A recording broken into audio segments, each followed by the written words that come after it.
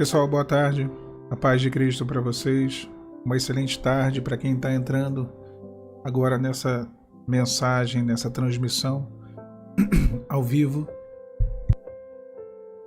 Peço a vocês que deixem desde já o like, a curtida, né?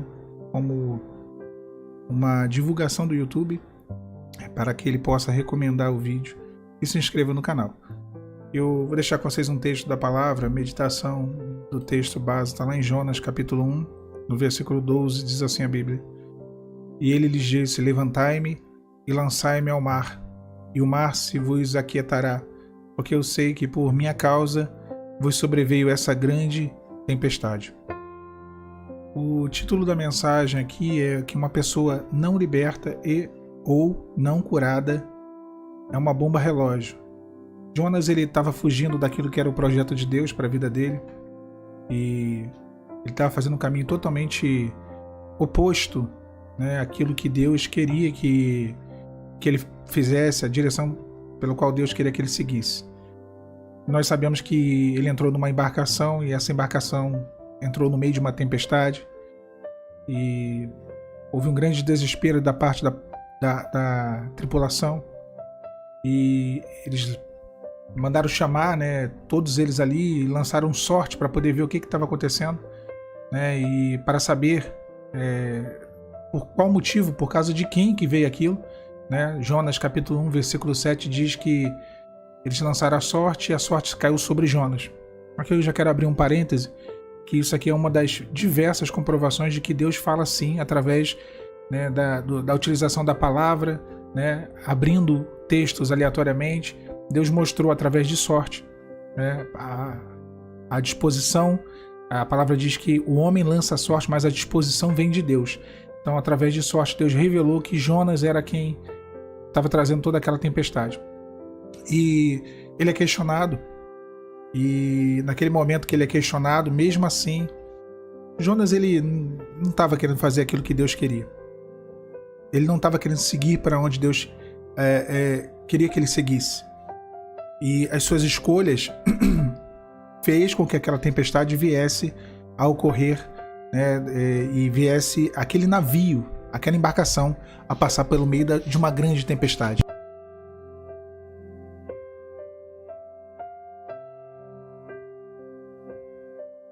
Perdão, Simão, eu tive um probleminha aqui no microfone, mas voltou. Então, essa atitude de Jonas, essa escolha de Jonas, o colocou naquela situação e colocou toda a tripulação. Todos nós passamos por um processo, e esse processo ele requer, né, Deus ele quer nos conceder, na verdade, libertação e cura.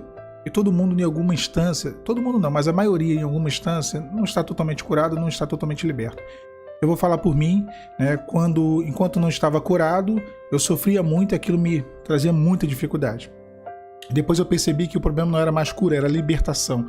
E quando não estamos libertos, nós ferimos pessoas que amamos, pessoas que gostamos, entramos na vida das pessoas e acaba vindo uma grande tempestade na vida das pessoas, por falta da nossa cura, por falta de uma libertação, ou porque estamos num caminho que vai contra aquilo que é a vontade de Deus para a nossa vida. Né? É que eu estou falando nós, o ser humano, né? Todos nós, seja você que está ouvindo essa mensagem, seja eu, seja uma outra pessoa que você conheça, porque quando o homem ele se distancia do centro da vontade de Deus, não lhe resta outro destino a não ser uma grande tempestade.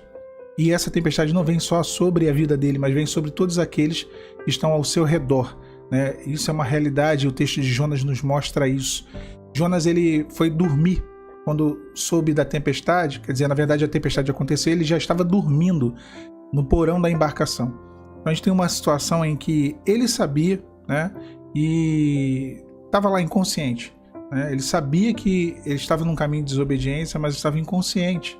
E o homem, quando está inconsciente para aquilo que é a vontade de Deus, né, quando nós estamos inconscientes, não adianta, né, só havendo um despertamento, né? E a palavra fala que o capitão da embarcação ele desperta Jonas, né? E ele acordando, ele fala dormente, desperta dormente, ou seja, o sono é aquilo que dá inconsciência ao homem. Então o único que pode despertar o homem no sono, né, no sono da razão, no sono da emoção, no sono da paixão, no sono do pecado, que às vezes nós entramos, né? Quem nunca, né? Eu Começo por mim essa mensagem. O único que pode despertar o homem é o Espírito Santo. É Ele quem desperta, é Ele quem fala: o que fazes, ó dormente? De onde vens? Para onde vais? Qual é o teu povo? Qual é o teu Deus? É Ele quem faz as perguntas que levam o homem a um autoexame, a uma autoanálise e reconhecer as suas escolhas.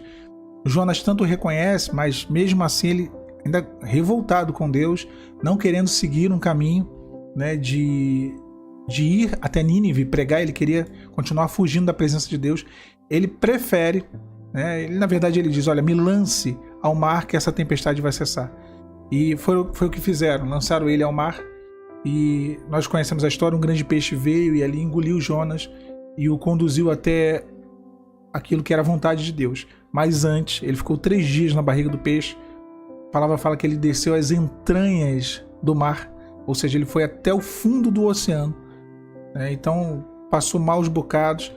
E 3 fala de morte e ressurreição, ali morreu Jonas, que não queria obedecer, né, por nada, estava disposto a morrer pela desobediência, e nasceu um Jonas que aceitou obedecer mesmo ainda não querendo, né, porque depois ele ainda continuou brigando com Deus. E Deus ele fez dessa forma, foi necessário fazer dessa forma.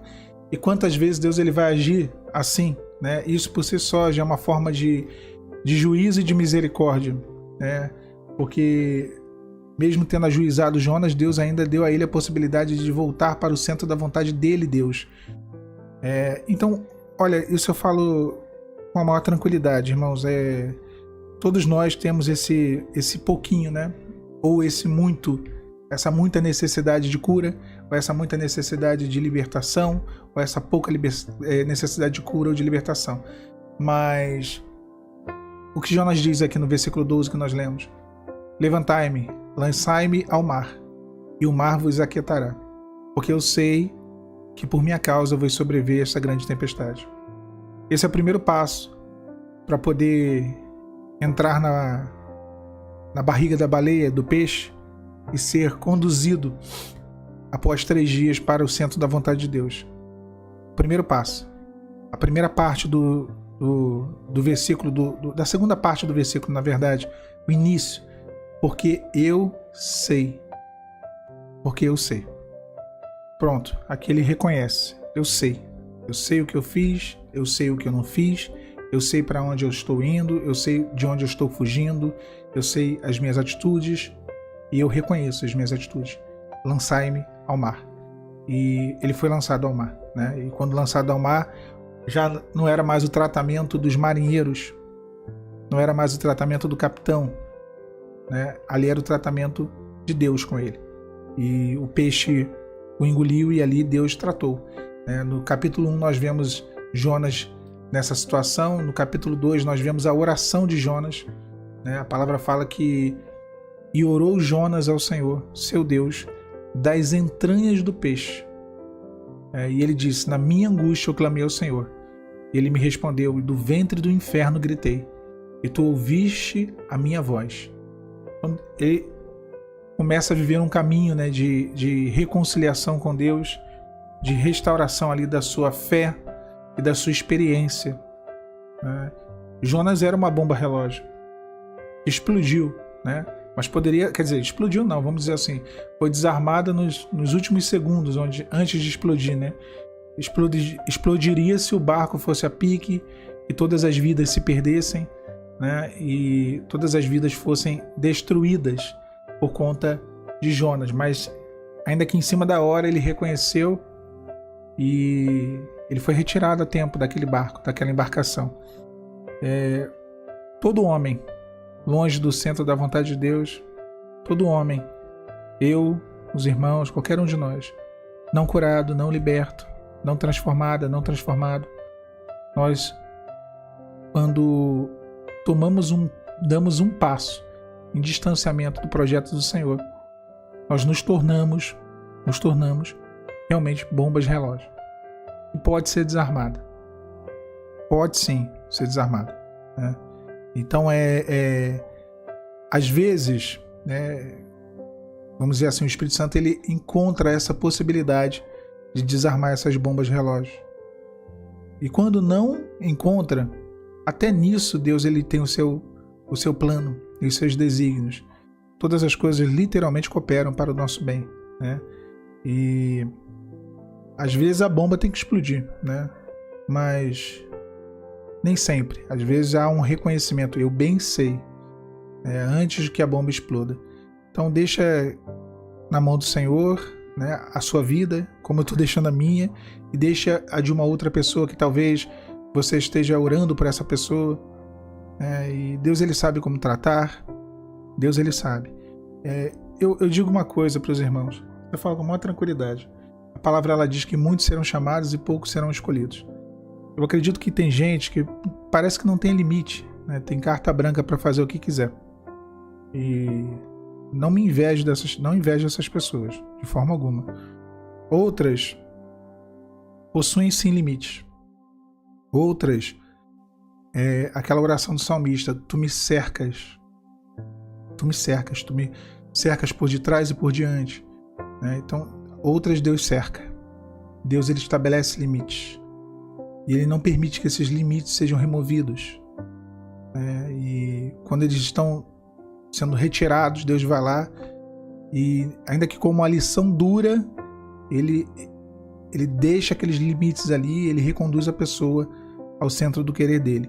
É por isso que eu sempre digo, o homem tem sim livre-arbítrio, o homem tem sim direito de escolha. A alguns Deus permite com que, muitos, a maioria, eu posso dizer isso.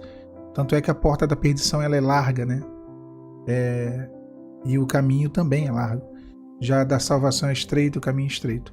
E Deus permite com que a maioria venha a fazer as suas escolhas e seguir esse caminho de destruição. Mas há outros, Deus não permite. Deus não permite. Aí entra a soberania de Deus. Eu sempre brinco falando que eu faço uma comparação com as mãos, né? Eu coloco embaixo assim o livre-arbítrio, e acima do livre-arbítrio eu coloco a outra mão, eu boto a mão esquerda abaixo, a mão direita acima, e acima do livre-arbítrio está a soberania. O homem tem o livre-arbítrio, só que Deus tem a sua soberania. E o que vale sempre, irmãos, no final, sempre vai permanecer ou prevalecer a soberania de Deus. E pode ser sim, né? Ele permitir com que prevaleça o livre-arbítrio, né? É como se fosse assim, eu deixo você ser a sua decisão a última. E em outros casos não, ele fala, não, você quer isso, mas eu não deixo, eu vou intervir.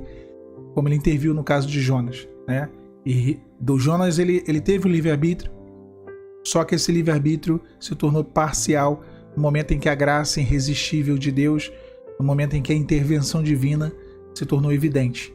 Outros casos, isso não é um padrão. Essa é uma grande confusão que se faz. Não quer dizer que Deus sempre vai agir assim. Nós temos o exemplo de Jonas e temos outros exemplos em que Deus, ele permitiu, né, com que personagens bíblicos seguissem um caminho de distanciamento e de desobediência, né? E a bomba explodiu e tudo deu errado, né? Outros casos não, como Jonas, Deus, ele reconduz ao centro do querer dele. Então que sejamos a cada dia, e que a pessoa pelo qual você tem orado, buscado e clamado também seja reconduzida, e que sejamos reconduzidos àquilo que é a vontade de Deus, e sobretudo que viemos a despertar.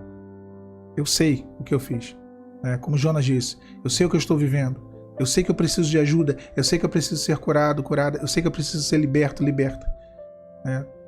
Eu sei. Que Deus abençoe vocês. A paz, Senhor Jesus.